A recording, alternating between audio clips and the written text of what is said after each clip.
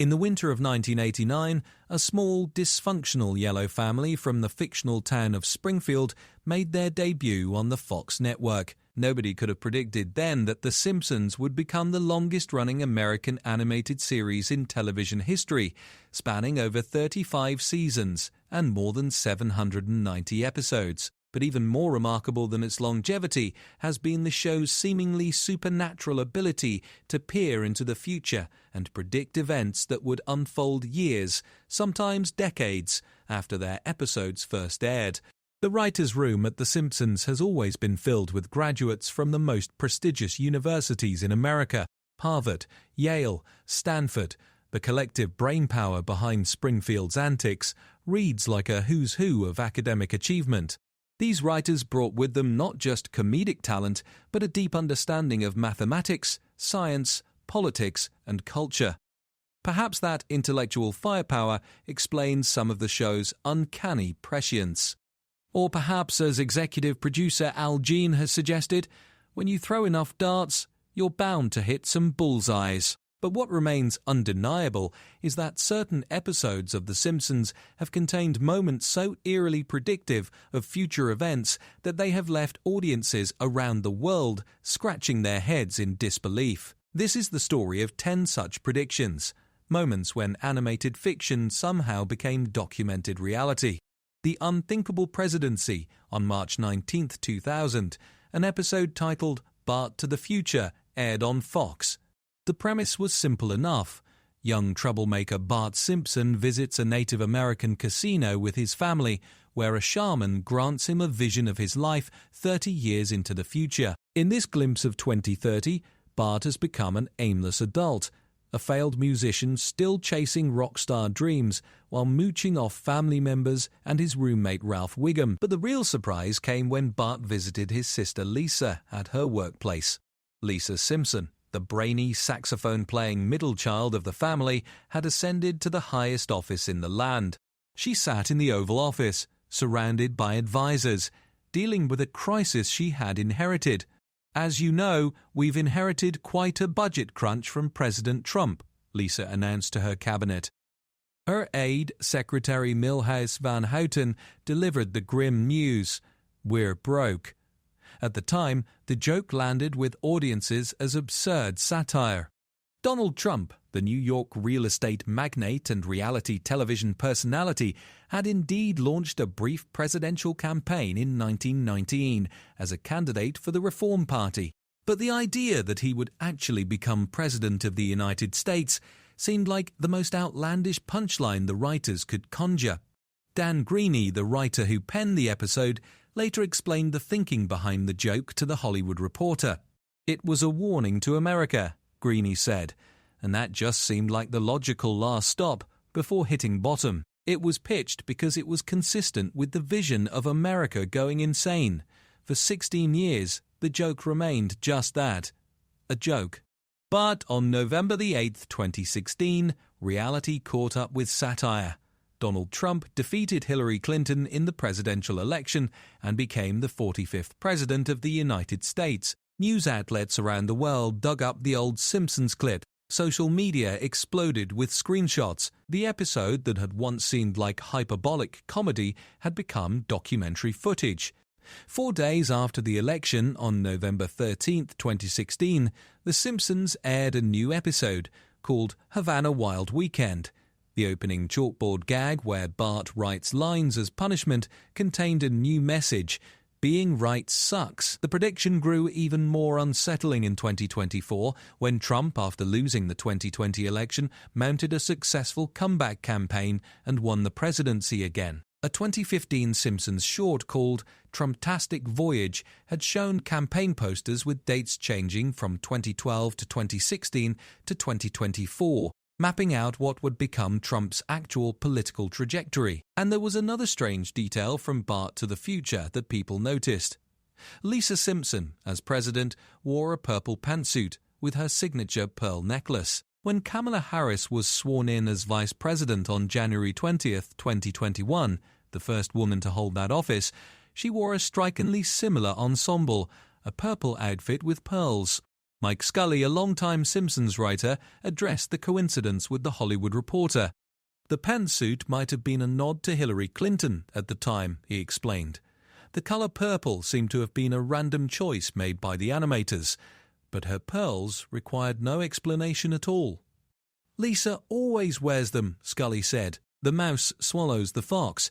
When the episode When You Dish Upon a Star aired on November 8, 1998, it told the story of Homer Simpson becoming the personal assistant to Hollywood stars Alec Baldwin and Kim Basinger, who at the time were married and had fled to Springfield to escape the celebrity spotlight. The episode was packed with Hollywood in-jokes and celebrity cameos.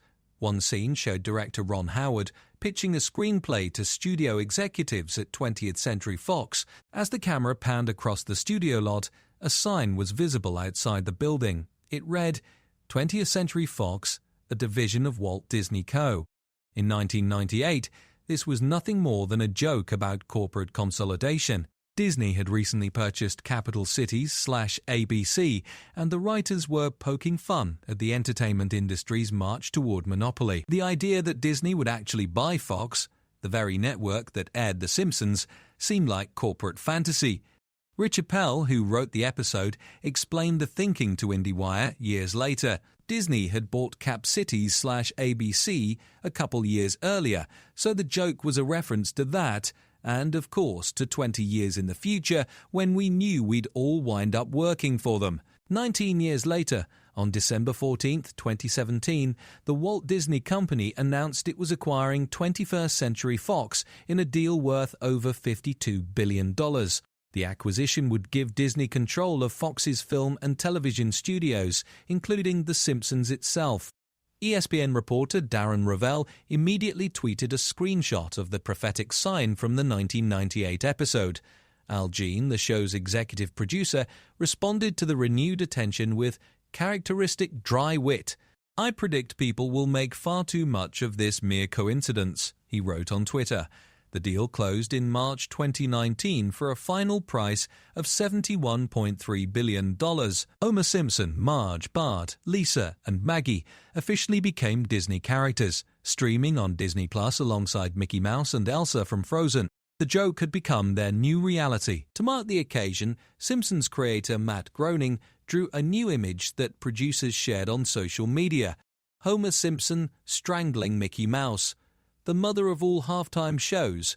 By 2012, Lady Gaga had established herself as one of the most visually inventive performers in pop music history. Her concerts were legendary spectacles of costume changes, aerial stunts, and theatrical flourishes. So when she agreed to lend her voice to an episode of The Simpsons, the writers crafted a story worthy of her outsized persona. Lisa Goes Gaga aired on May 20, 2012. In the episode, the pop star arrived in Springfield to perform a concert for the town's residents. The animated Lady Gaga wore a glittering silver outfit and flew through the air on wires above the adoring crowd. She performed on a piano that descended from the ceiling. The scene captured everything fans loved about her live performances: the spectacle, the drama, the superhuman staging. 5 years later, on February 5, 2017, Lady Gaga took the stage at NRG Stadium in Houston, Texas for the halftime show of Super Bowl I. As more than 100 million viewers watched, she stood on the roof of the stadium and sang God Bless America and This Land Is Your Land before leaping off the edge. Suspended by wires, she descended to the field in a glittering silver bodysuit, landing on stage to launch into Poker Face. Social media erupted with side-by-side comparisons. The similarities were striking: the aerial descent, the shimmering outfit, the piano performance. Lady Gaga fan accounts flooded Twitter with screenshots.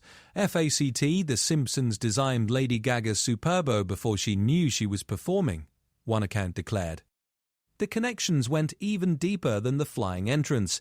In both performances, the animated one and the real one, Lady Gaga played piano as part of the show. In both, she executed lightning-quick costume changes. The 2012 episode even featured a constellation of lights hovering in the sky, which fans compared to the patriotic drone display that formed the American flag behind Gaga during her Super Bowl performance.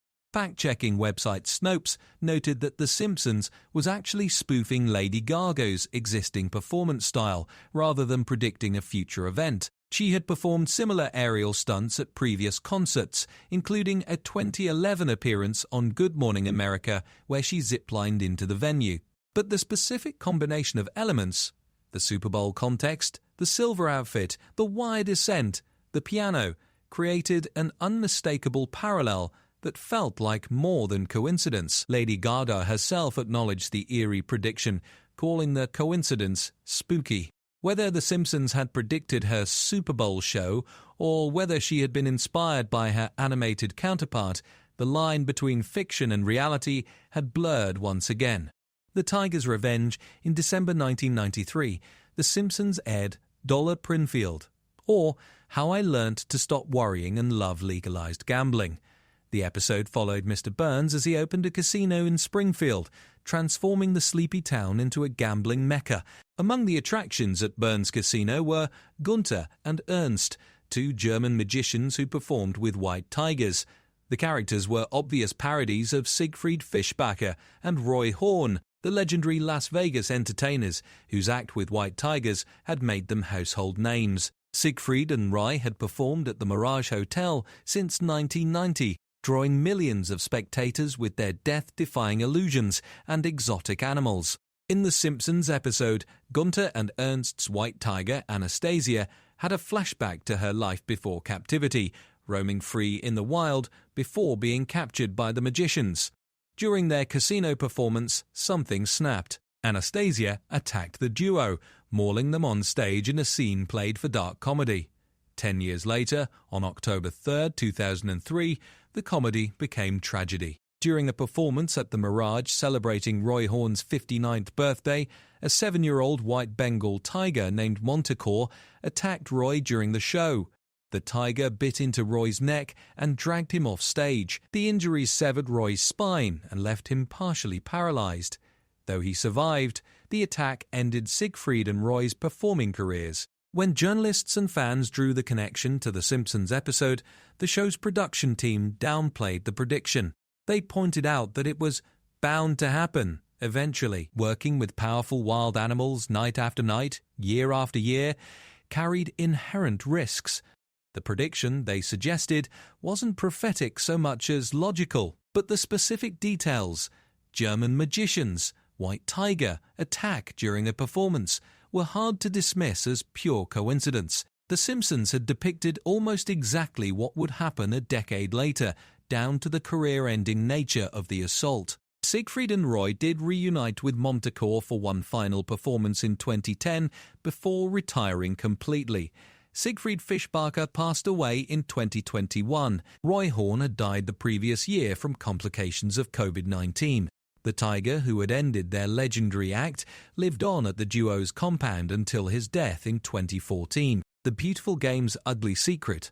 By the time The Simpsons aired, You Don't Have to Live Like a Referee on March 30th, 2014, allegations of corruption had swirled around FIFA, the world governing body of soccer, for years. Investigative journalists had documented suspicious dealings in the selection of World Cup host nations. Whistleblowers had claimed bribes changed hands at the highest levels, but nothing had been proven, and FIFA's leadership remained in power. The episode sent Homer Simpson into this murky world. After Lisa delivered a viral speech praising her father's honesty, a representative from the fictional World Football Federation approached Homer with an unusual request. The organization needed a man of integrity to referee World Cup matches because corruption had infected every level of the sport. The rot is everywhere, the executive told Homer in the Simpson family's living room.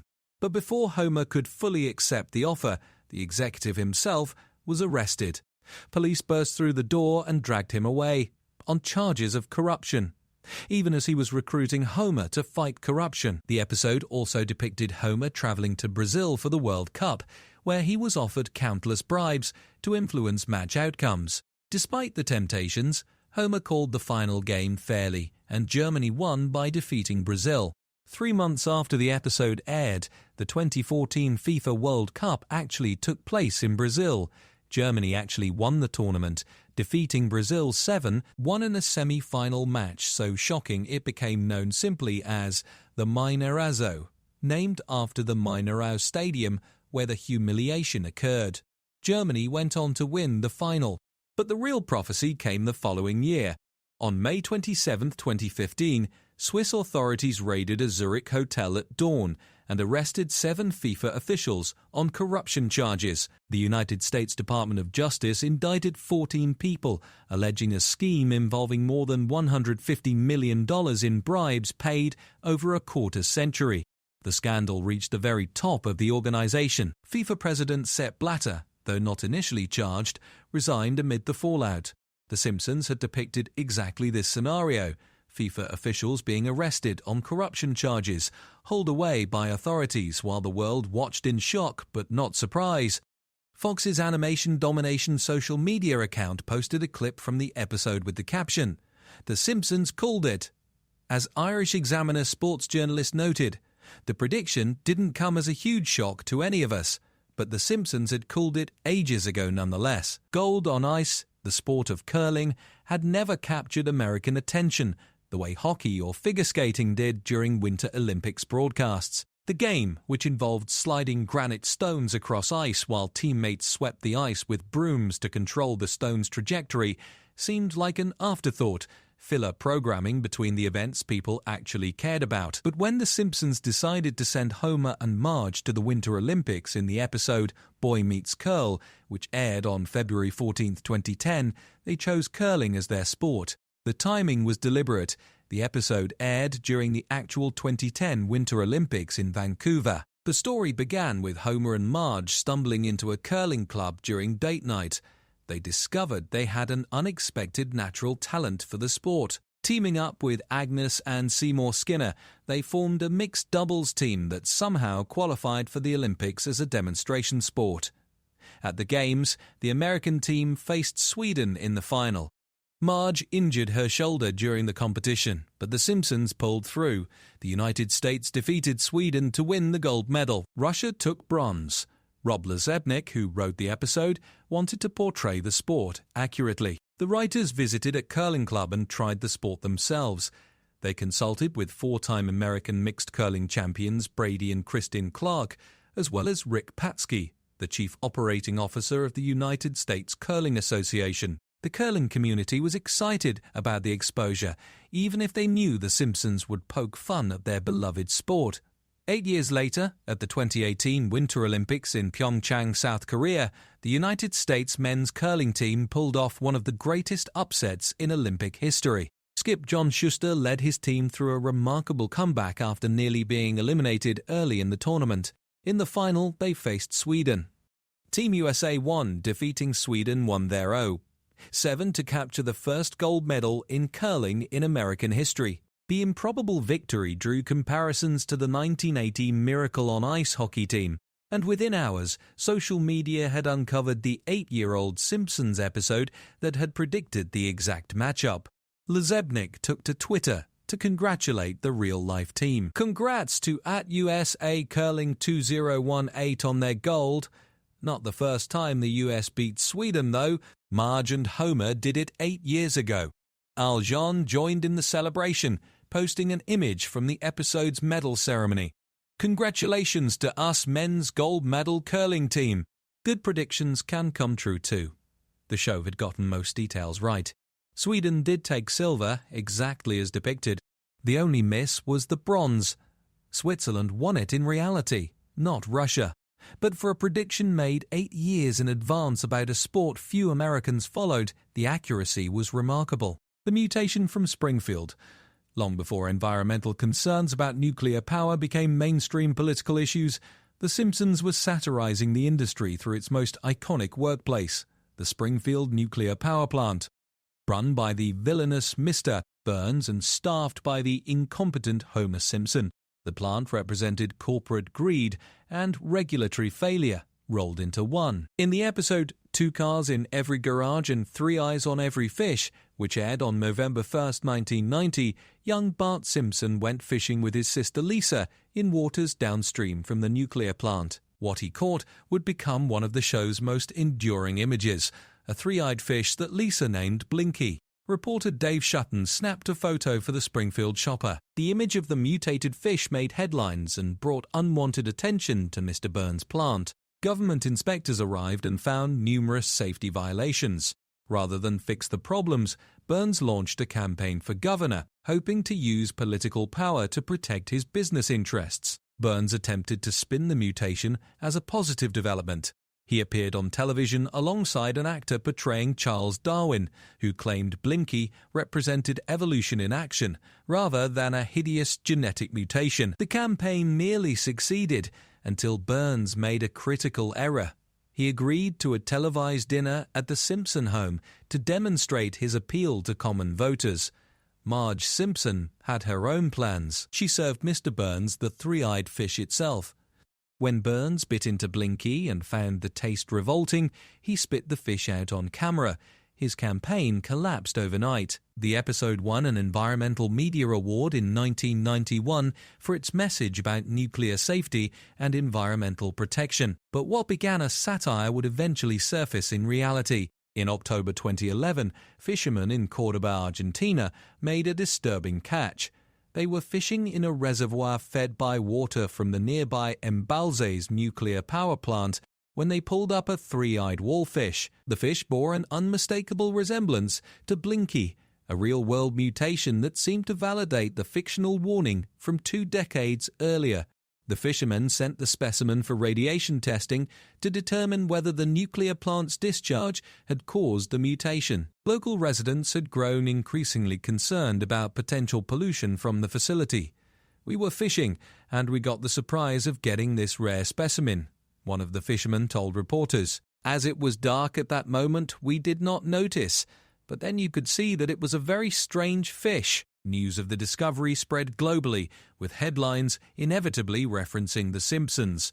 The three-eyed fish had jumped from animation to reality, and the sightings continued. In subsequent years, three-eyed fish were reportedly caught near the Hamilton Avenue Bridge in Brooklyn and in Canada's Lake Nipissing. In June 2024, a fisherman in Greenland claimed to have caught a three-eyed cod, though some observers suspected the image might have been digitally altered. The scientific explanation was less dramatic than the fictional one. Fish can develop extra eyes due to various genetic anomalies, many of which have nothing to do with radiation. But the coincidence, a three-eyed fish caught near a nuclear power plant, just as The Simpsons had depicted, was too striking for the public to ignore. The watch that told time when The Simpsons writers imagined the year 2010 in the episode Lisa's Wedding, which aired on March 19, 1995, they filled the future with technological wonders. Flying cars remained science fiction, but smaller innovations abounded. And one small detail in the episode would prove remarkably prescient. The story followed Lisa as an adult, attending college in England and falling in love with a charming British student named Hugh Parkfield, voiced by Mandy Patinkin. When Hugh's first attempt at a marriage proposal went comically wrong, he immediately took action. He bent his head towards his wrist and spoke into a device attached there, a combination watch and telephone that allowed him to make calls simply by speaking. In 1995, this seemed like pure science fiction. Mobile phones existed, but were bulky devices carried in bags or pockets. The idea of a computer on your wrist, capable of making phone calls through voice commands, belonged to the world of James Bond and Dick Tracy. The show wasn't the first to imagine such technology. Dick Tracy had used a two-way wrist radio in comic strips dating back to 1946. James Bond's gadget-laden watches had performed various functions throughout the film franchise, but The Simpsons version showed the technology as an everyday item, used casually by an ordinary person, closer to how smartwatches would actually function when they finally arrived. The Apple Watch debuted in 2015, 20 years after the episode aired. Samsung and other manufacturers had released smartwatches beginning in 2013. By the 2020s, voice-activated wristwatches had become ubiquitous, allowing users to make calls, send messages, and access information, exactly as Hugh Parkfield had demonstrated in the fictional year 2010. The same episode contained other technological predictions. Lisa and her mother Marge communicated through video phones. a technology that became commonplace with Skype, FaceTime, and eventually Zoom during the 2020 pandemic. The episode depicted automated library systems with books zooming around on their own, foreshadowing the RFID tracking and automated sorting systems that would become standard in modern libraries. Perhaps most eerily, the episode showed the London skyline with a pointy skyscraper that didn't exist in 1995. Construction on the Shard, which would become the tallest building in the United Kingdom, didn't begin until 2009. Yet the animated building bore a striking resemblance to the real structure and appeared in roughly the same location relative to Big Ben. As one Collider writer noted, Lisa's wedding was arguably the point The Simpsons turned from funny animated sitcom to Nostradamus incarnate. The autocorrect problem when the episode Lisa on Ice aired on November 13, 1994, it contained a visual gag that would become legendary in Silicon Valley. During a scene at Springfield Elementary School, bully Dolph Starbeam wanted to threaten classmate Martin Prince. He pulled out his Apple Newton, an early personal digital assistant that Apple had released the previous year, and attempted to write a note using the device's handwriting recognition software. Dolph wrote, "Beat up Martin." The Newton interpreted his handwriting and displayed the message on screen, "Eat up Martha." The joke was aimed squarely at the Apple Newton's notorious problems with handwriting recognition. The device was a commercial failure, mocked widely for its inability to accurately translate users' written words into text. The Simpsons was commenting on current technology, not predicting the future. But the gag took on new meaning as touchscreen smartphones became ubiquitous. When Apple launched the iPhone in 2007, autocorrect became a central feature and a source of constant frustration. The technology that was supposed to fix typos often created new problems, changing words in ways that ranged from embarrassing to disastrous. Ducking became the most notorious autocorrect substitution, but countless other examples flooded social media as users shared their most humiliating corrections. The connection between the 1994 joke and modern autocorrect problems became so well known that it influenced Apple's actual development process. Nitin Ganatra, a founding member of the iPhone software group and former director of engineering for iOS applications, revealed in a 2013 interview with Fast Company that the Simpsons gag had become a rallying cry among engineers. If you heard people talking and they used the words "eat up Martha," it was basically a reference to the fact that we needed to nail the keyboard, Ganatra explained. We needed to make sure the text input works on this thing. Otherwise, here comes the "eat up Marthas." The Simpsons hadn't predicted autocorrect. The technology already existed in various forms, including in Microsoft Word, but they had captured the essential problem that would plague smartphone users for decades to come: the gap between what we intend to write and what our devices think we mean. The House That Mickey Built, the story of The Simpsons predictions, is ultimately a story about pattern recognition, probability, and the nature of satire itself. With more than 790 episodes spanning over 3 decades, the show has generated thousands of jokes, visual gags, and storylines. Statistically, some of them were bound to align with future events purely by chance. But the predictions also reflect something deeper about the show's approach to comedy. The writers weren't merely making random guesses about the future. They were observing trends, extrapolating from current events, and pushing contemporary absurdities to their logical extremes. When they joked about Disney buying Fox, they were commenting on media consolidation that was already happening. When they imagined a Trump presidency, they were following a thread of celebrity-driven politics that had been developing for years. As producer Bill Oakley explained to The Hollywood Reporter, there are very few cases where The Simpsons predicted something. It's mainly just coincidence, because the episodes are so old that history repeats itself. Most of these episodes are based on things that happened in the 60s, 70s, or 80s that we knew about. Writer Stephanie Gillis offered another perspective.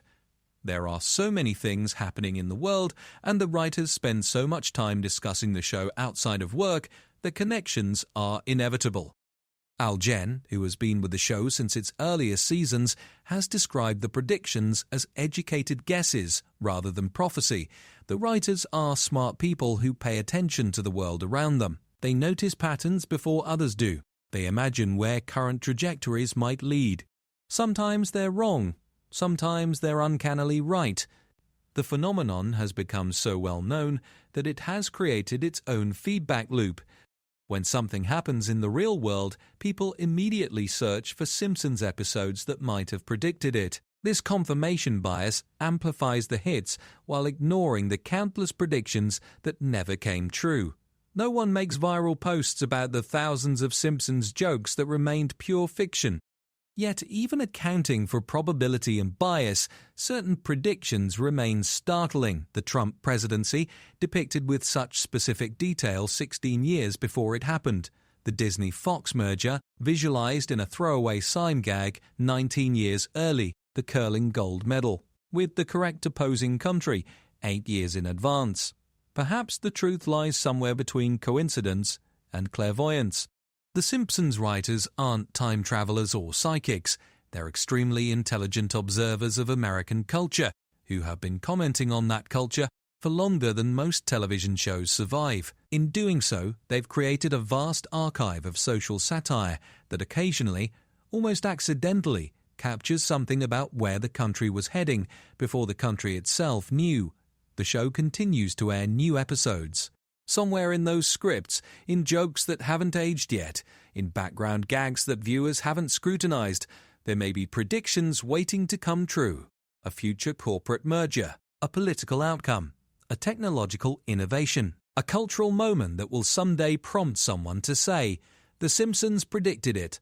When that happens, and it will, we'll add it to the list. We'll share the screenshots and clips. We'll marvel at the coincidence, or the insight, or the luck.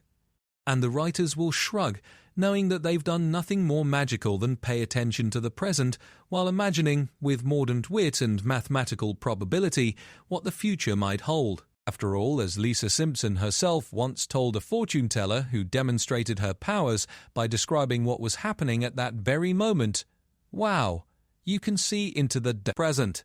Sometimes that's prediction enough.